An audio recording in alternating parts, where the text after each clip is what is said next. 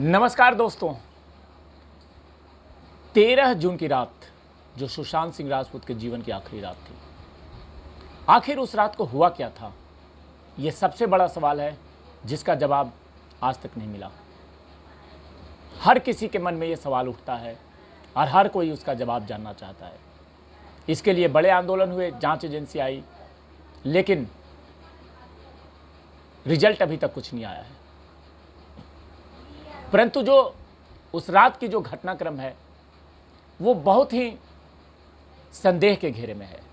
जो स्टेटमेंट आए और उस रात को सबसे मुख्य व्यक्ति जो मौजूद था वो था सिद्धार्थ पिठानी। सिद्धार्थ पिठानी जेल से छूट चुका है, लेकिन सिद्धार्थ पिठानी जेल में जब रहा तो उसके साथ कितनी पूछताछ हुई ये अभी किसी को नहीं पता है।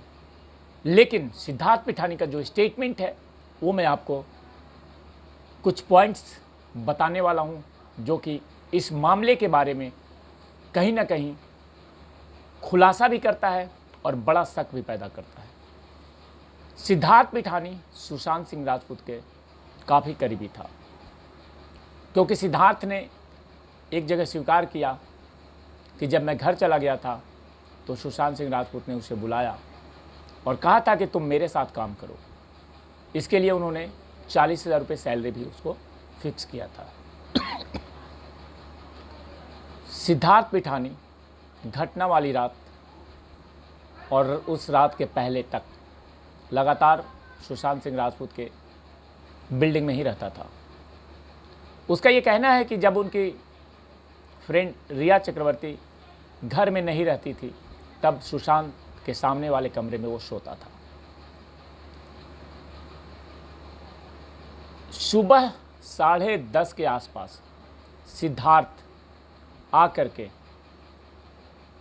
बताता है दीपेश सावंत को कि सुशांत ने रूम को लॉक कर लिया है। सभी हैरान थे, क्योंकि सुशांत रिया के रहने पे ही रूम लॉक करते थे, वरना नहीं। सबने ये सोचा कि वो शायद फिर से सो गए होंगे।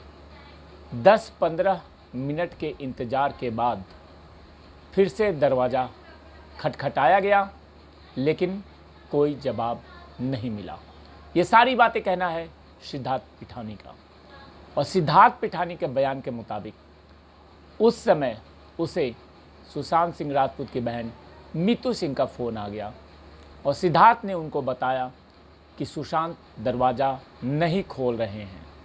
मीतू ने कहा कोशिश करते रहो, फिर मुझे बताना। एक बार फिर से दरवाज़ा खटखटाया गया।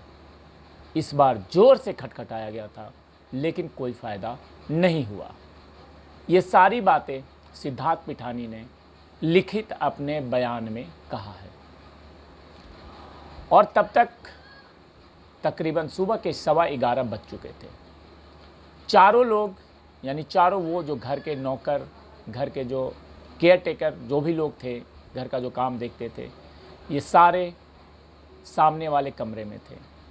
कमरे की चाबी की तलाश शुरू हुई। दूसरे सभी कमरों के वार्डरोब में खोजा गया, चाबी नहीं मिली। शैमुअल मिरांडा को फ़ोन लगाया गया। शैमुअल मिरांडा सुशांत सिंह राजपूत का हाउस मैनेजर था। फ़ोन पर उससे पूछा गया कि अलग से कोई चाबी मिली थी क्या। मिरांडा ने नहीं में जवाब दिया, यानी कि नहीं मिली थी। इस कोशिश में 1 घंटा बीत गया। इस बीच दरवाज़ा खटखटाया जाता रहा। मीतू सिंह को फिर से फ़ोन लगाकर बताया गया। इसके बाद सिद्धार्थ ने चाबी वाले को बुलाने का फैसला किया। सिद्धार्थ के बयान के मुताबिक सबसे पहले उसने बिल्डिंग के चौकीदार राजू से पूछा कि किसी चाबी वाले को जानते हो। राजू ने वजह पूछी तो सिद्धार्थ ने उसे बताया हवा के कारण रूम लॉक हो गया है। तो राजू ने कहा थोड़ा समय दो, देखता हूँ। ये सारी बातें सिद्धार्थ पिठानी ने ऑफिशियली स्टेटमेंट में दिया है। अब इन बातों में बहुत ही गौर से देखना है कि आखिर इसका स्टेटमेंट किस प्रकार का है, क्योंकि इसके स्टेटमेंट में अपने बचाव के बारे में बहुत सारी बातें कही गई है और केस को घुमाने की भी कोशिश की गई है। सिद्धार्थ पिठानी के मुताबिक उसने इंतज़ार करने की बजाय गूगल सर्च करके एक नंबर पर फ़ोन किया और उससे पूछा कि क्या वो अभी बांद्रा में है। रफ़ीक चाबी वाले के हाँ कहने पर उसे पता बताया। चाबी वाले ने 2000 रुपया लगने की बात की। सिद्धार्थ ने हामी भरा और जल्दी आने को कहा। चाबी वाले के आने के बाद उसने लॉक देखते ही बोला कि इसे तोड़ना होगा। सिद्धार्थ पिठानी ने तुरंत इजाज़त दिया कि जल्दी से लॉक को तोड़ो। जैसे ही उसने लॉक तोड़ा, सिद्धार्थ ने उसे 2000 रुपये दिए और अपना सभी सामान पैक करके जाने को कहा। सिद्धार्थ ने बयान में बताया है कि उसने सोचा उस बात को राज ही रखे, इसलिए वो किसका घर है ये बात भी उसने चाबी वाले को नहीं बताई है। उसके जाने के बाद सबसे पहले दीपेश और सिद्धार्थ दरवाज़ा खोल करके अंदर गए हैं। नीरज बाहर ही खड़ा रहा है। कमरे की लाइटें बंद थी, पर्दे भी लगे हुए थे। जैसे ही लाइट जलाया तो सुशांत सिंह राजपूत पंखे से लटके हुए थे। ये बातें कहना है सिद्धार्थ पिठानी का और ये बहुत ही पॉइंट वाली बातें हैं। सभी हैरान रह गए। उनके पैर पलंग के किनारे लटक रहे थे। हरे रंग के कुर्ते का फंदा गले में था। फंदे की गांठ गले में बाईं तरफ थी। सिद्धार्थ ने तुरंत मीतू सिंह को फ़ोन किया और बताया कि सुशांत फंदे से लटके हुए हैं। अब जबकि एक बात गौरतलब है, हर जगह ये बात होती है कि कहीं भी कोई भी फ़ोटो फंदे से लटका हुआ नहीं पाया गया है आज तक। और इन लोगों को, ये जो 4 व्यक्ति थे, इन लोगों को एक गंभीर मामला था, एक बड़े एक्टर का मामला था, तो इन लोगों ने भी कोई भी फ़ोटो न तो क्लिक किया न वीडियो बनाया फंदे से लटका हुआ।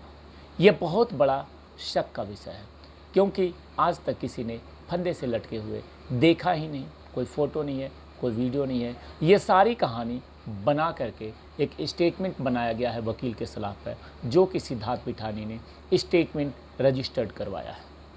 उसके बाद और क्या है स्टेटमेंट में, सिद्धार्थ ने तुरंत मीतू सिंह को फ़ोन किया है। उसका नीरज और केशव ये कमरे के बाहर ही खड़े थे। सिद्धार्थ ने एम्बुलेंस के लिए 108 पर कॉल किया और जल्दी डॉक्टर के साथ आने की गुहार लगाई। सामने वाले ने वजह का नाम पूछा तो उसने बताया कि मेरे एक दोस्त ने खुद को हैंग कर लिया है।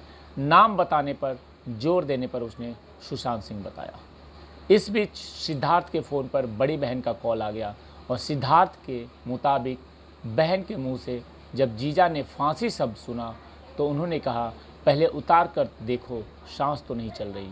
दीपेश ने अपने बयान में कहा कि सिद्धार्थ ने जब कहा कि सुशांत को नीचे उतारना पड़ेगा तो मैंने उसे पूछा कि किसने कहा।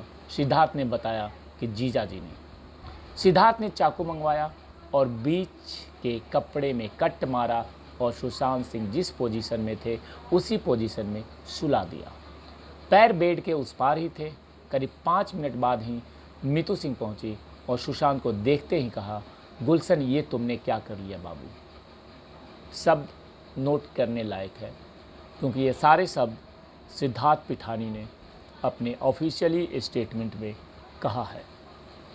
सिद्धार्थ ने बयान में बताया कि सुशांत को CPR देने की कोशिश की गई, लेकिन कोई फ़ायदा नहीं हुआ और नीरज ने गले का फंदा किसी तरह गांठ खोलकर निकाला। बहन मीतू ने सुशांत का शव सीधा करने को कहा। दीपेश ने पैर पकड़ा, जबकि सिद्धार्थ और नीरज ने कंधा पकड़ करके उठाया और सीधा किया। तब तक पुलिस पहुंच चुकी थी और आगे की कानूनी कार्रवाई शुरू हो गई थी। ये सारी बातें कही गई है सिद्धार्थ पिठानी के द्वारा ऑफिशियली स्टेटमेंट में, जब जांच एजेंसियां इस मामले में जांच कर रही हैं। लेकिन कहीं ना कहीं इन सारे बयान को फिर से जांच करने की ज़रूरत है और ये लगता है कि एक मनगढ़ंत कहानी बनाई गई है और उसको रजिस्टर्ड करवाया गया है। ये कहानी उस रात की थी जो कि सिद्धार्थ पिठानी ने बताया है। जांच जारी है और हमें इंतज़ार है कि एक साफ सुथरा जांच हमें इस मामले में देखने को मिलेगा और सुशांत सिंह राजपूत को न्याय जरूर मिलेगा। जय हिंद, जय भारत।